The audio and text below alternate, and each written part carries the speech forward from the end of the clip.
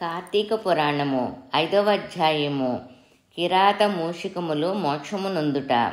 వింటివా రాజా, కార్తీక మాసము యొక్క స్నానఫలము.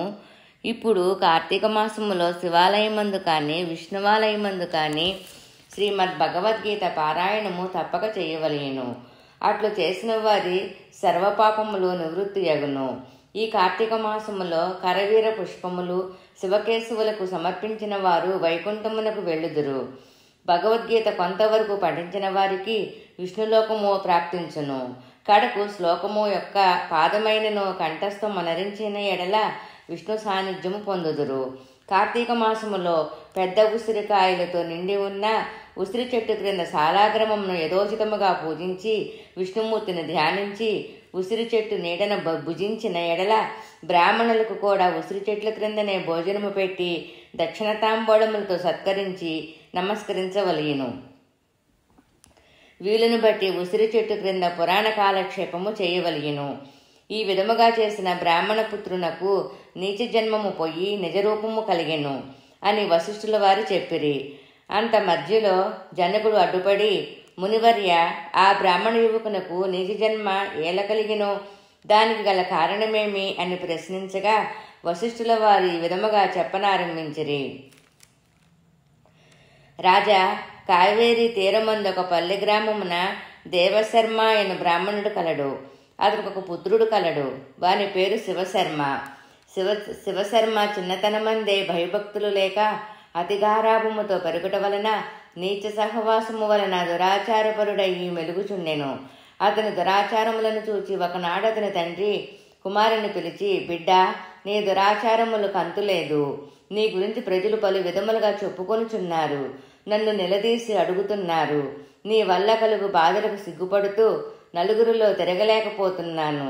కాన నీవు కార్తీక మాసములో నదిలో స్నానము చేసి శివకేశవులను స్మరించి సాయంకాల సమయమున దేవాలయములో దీపారాధన చేసిన ఎడల నీవు చేసిన పాపములు తొలుగుటయే కాక నీకు మోక్షప్రాప్తి కూడా కలుగును. కాన నీవు అటులు చెయ్యము అని తండ్రి బోధించెను. అంతటి కుమారుడు, తండ్రి, స్నానము చేయటం వలన వంటి మురికిపోవుటకు మాత్రమే కాని స్నానము చేసి పూజలు చేసినంత మాత్రమున భగవంతుడు కనిపించునా?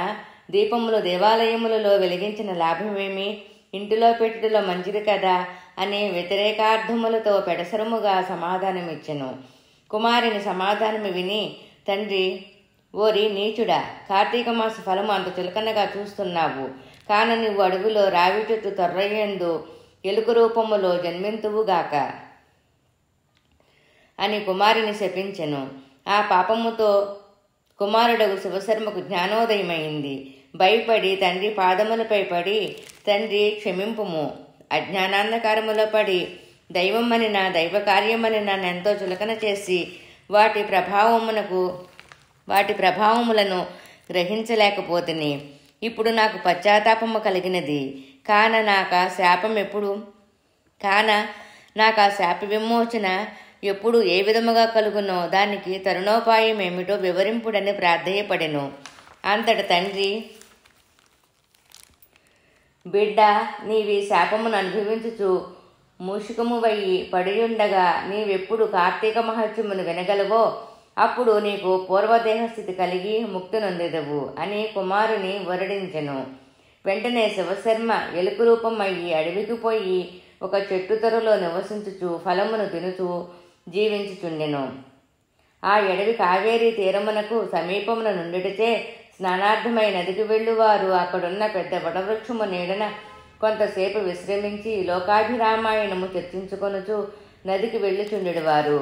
ఇట్లు కొంతకాలమైన తర్వాత కార్తీక మాసములో ఒక రోజున మహర్షి యొక్క విశ్వామిత్రుల వారు శిష్య సమేతముగా కావేరీ నదిలో స్నానార్థమై బయలుదేరినారు.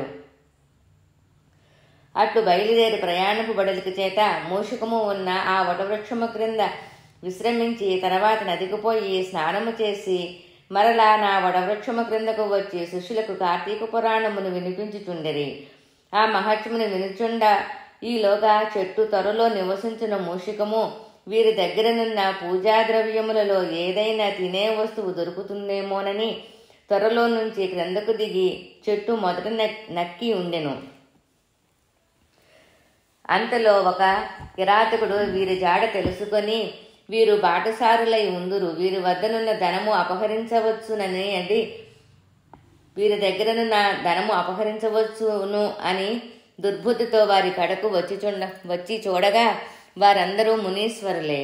వారిని చూడగానే తన మనసు మారిపోయినది. వారికి నమస్కరించి, మహానుభావ, తమరు ఎవరు? ఎందుండి వచ్చితిరి? మీ దివ్య దర్శనముతో నా మనసులో చెప్పరాని ఆనందము కలుగుతున్నది, కాన వివరింపుడు అని ప్రాధేయపడెను. అంత విశ్వామిత్రుల వారు, ఓయి కిరాతకమా, మేము కావేరీ నది స్నానార్థమయ్యి ఈ ప్రాంతమునకు వచ్చితిమి. స్నానం ఆచరించి కార్తీక పురాణము పఠించుచున్నాము. కాన నీవును ఇటు కూర్చుండి సావధానుడివై ఆలకింపుము అని చెప్పిరి.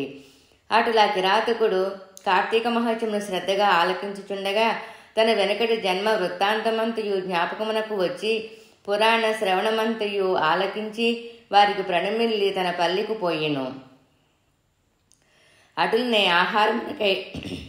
అటులనే ఆహారమునకయ్యి చెట్టు మొదట దాగియుండి పురాణమంతయు వినుచుండిన ఎలుక కూడా తన వెనకటి బ్రాహ్మణ రూపము నొంది, మునివర్య ధన్యోస్మి, తమ దయ వల్ల నేను కూడా ఈ మూషిక రూపము నుండి విముక్తుడనైతిని అని తన వృత్తాంతమంతయు చెప్పి వెడిలిపోయిను.